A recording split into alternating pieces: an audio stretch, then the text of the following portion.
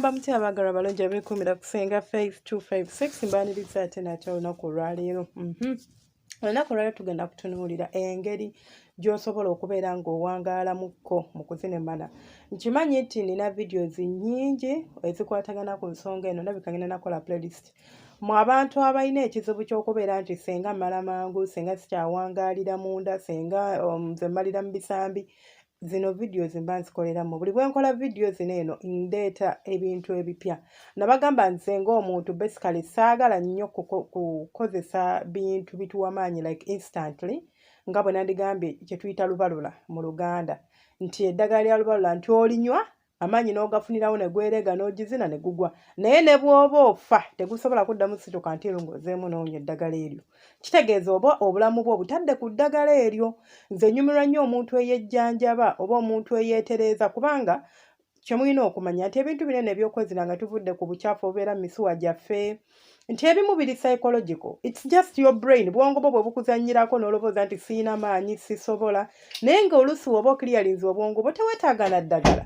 Teweetaaga na kunywa bidagala, teweetaaga na kunoonya simanya makerenda, teweetaaga kunoonya lubalula, amakerenda nga manyi. Era nze omuntu najja ng'ayagala makerenda, nsooka ne munnyonnyola kozi I have a doctor gwe nkwasaganya naye ow'abaami. Nsooka ne nkunnyonnyola nkugamba ddala kino ky'oyagala, yes, then funa enamba amakerenda g'oyagala bajja gakuwa. Lubalula simuyina, sijja kubalimba nti muyina, naye nga I prefer omuntu ne wejjanjaba. N'omanya nti ekizibu kyange nkijjanjabye kiwonye, sigenda kubeera nga ndipendinga ku ddagala nti oliba teririiwo sina kye nsobola kwekolera. Okitegeera? So, olwaleero tugenda kulaba oba ngenda kubasomesa obukodyo bw'osobola okukozesa oba bw'osobola okuyitamu okulaba nti owangaalako at least mu nsonga z'ekisenge. Akasookera ddala, munaasonyiwa, akasookera ddala, lekeraawo okugenda mu kwezina ng'oyina okutya. Ntegeeza ki mu kyo? Abantu abasinga mubeera mumanyi situation yammwe, omanye ebizibu byo, omanye engeri gy'okolamu, omanye mmala mangu. Kati obwongo bwo bufiidingamu ekintu kya mmala mangu. Omukazi n'akugamba munnange gira tugire, n'otandikirawo okweraliikirira, n'otandika okutya, nja kuba naakamukwatako ate amazzi gajje, nja kuba naakamukwatako ate mmale, oba n'apafoominga ntya. First of all, lwanisa okutya okwo kukuveemu. Bwe kunaakuvaamu mukwano, bye nkugamba ojja kudda ompeereko obujulizi ng'era abalala bwe mudda ne muŋŋasenga. Weebale nnyo, weebalire ddala. Nze nali mmanyi neetaaga ddagala, munnange siryetaaga. Sooka wejjemu okutya okukulimu, kubanga okutya kye kintu ekisingira ddala okwonoona sisitimu yo ng'omuntu. Okwezina it's about obwongo bwaffe. Omuntu ng'obwongo bwo buseetinze mu kintu ekya kizibu nnyo okubeera ng'oachivinga ky'oyagala mu nsonga z'okwegatta. So, wejjeemu okutya. Bw'onaamala okwejjamu okutya, namba 2, ngenda kukugamba wejjemu okwejajinga. Like okwejajinga n'okuswala. Ntegeeza ki mu kyo? Kaakati kati ngenda kuba naakagira, mukazi agenda kulaba nti simalaako, kirabika simalaako, ngenda kuswala. Ebyo by'ogenda okubeera ng'olobooza. Kinene tusobola kyejjamu kitya? Abantu abasinga bwe nkikugamba olabira ddala nga niŋŋanga akutunze ekiti mu mutima, naye ate nga kyekituufu ky'osobola okukola. Omuntu w'oba omwagala era ng'akwagala, osobola okumubuulira n'omugamba munnange ekituufu kiri nti olumu ebiseera ebimu simanyi, naye ebiseera ebimu naye sitera nnyo kulwawo, tonsuubiramu kyamaanyi, oluusi ndwawo, oluusi sirwamu, simanyi lwaki. At least n'omuwaako kahinki. Ate n'omuntu oyo, nze nabagamba omuntu ng'akwagala, amazima Katonda mu ggulu tasobola kujajinga. Kubanga akimanyi nti abasajja balina ebizibu bingi bye bayitamu. So, kiri okay, kiri nomo. Abantu abasajja basinga ekizibu kyammwe oba ekintu kye mubba tolinga kumala mangu. Kubanga at one point, kaŋŋambe abasajja 9 ku buli 100, oba kale kaŋŋambe 8 bafeesinga ekizibu kino at one point. Kubanga n'emyaka gyo gyennyini gikusalako nga tuvudde ku other physical factors, emotional factors, psychological factors, n'emyaka gyo gyennyini ng'emyaka, it's one of the things ekigenda okuletera okubeera ng'amaanyi g'omu mu kisenge gakola ki? Gakendeera. So be free, discuss it with omuntu gw'oyagala olabe ye kikyagamba. Mugabe munnange, oluusi mmala mangu naye ate bwe mmala n'enjira bwe nti naye munaino nina ekizibu bwe kiti ne bwe kiti.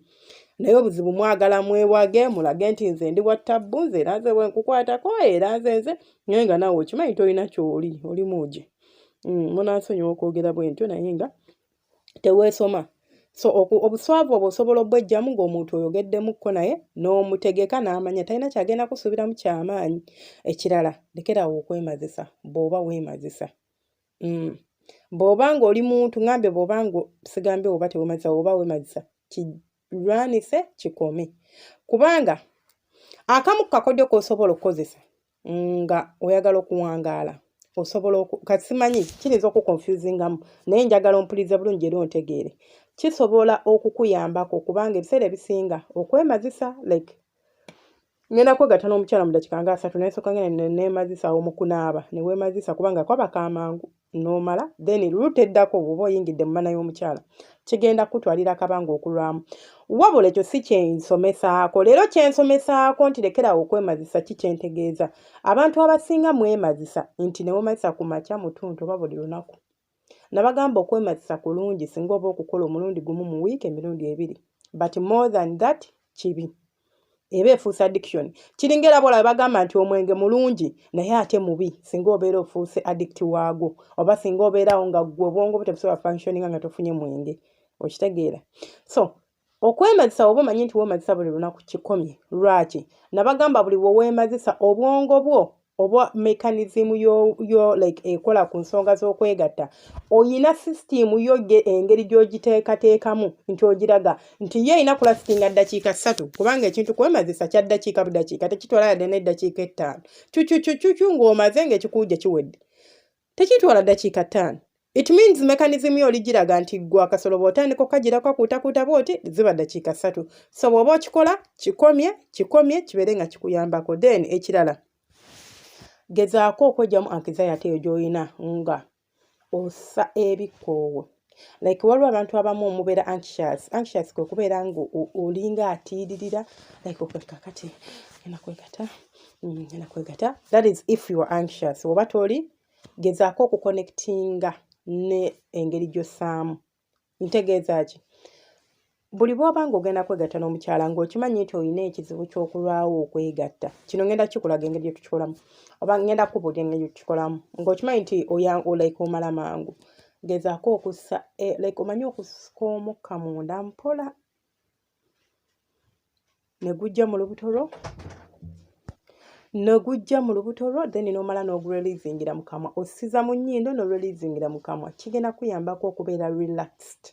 Ogenda okuyingira mu kumana oba ogenda okuyingira munda nti ogenda kuzina mukazi nga kikuyambako. Ekirala kye tugenda okubeera nga tutunuulira lekeraawo okubeera nga emmana ogitandikira mu giya.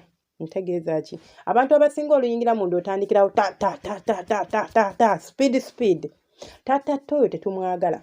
Kati osobola okukwata omukirago n'ogukya n'olinga kukussaako. Simanyi oba ontegeera nti enzinayo peesi gy'ozinirako osobola okugitya n'olinga ku ngeri gy'ossaamu.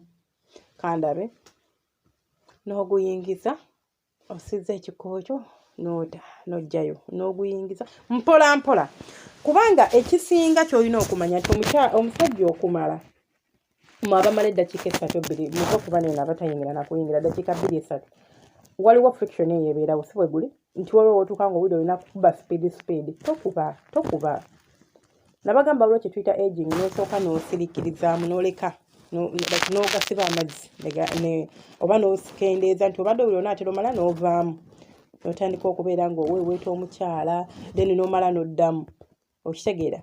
N'oddamu n'okubira bw'otyo kati ekyo tukiveeko leero si kyensomesa. Ngezaako okugamba nti tandika nga emmana ogizinira ku peesi mpola mpola.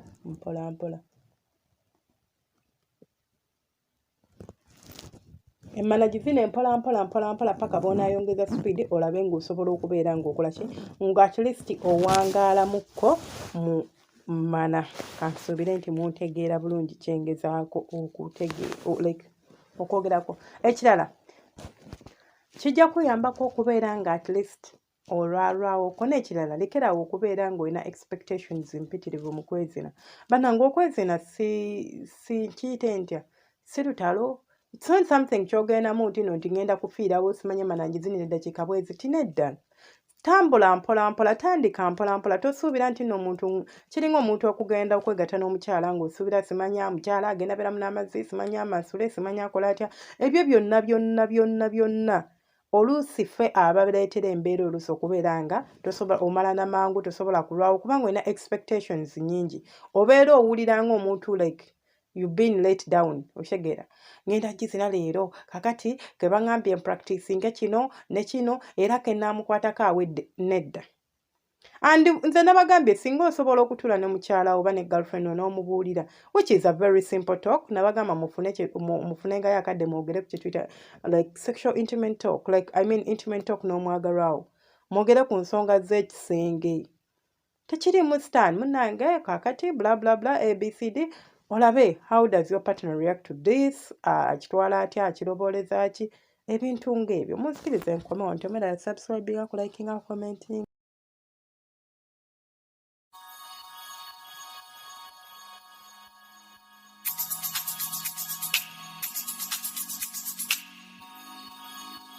yeah.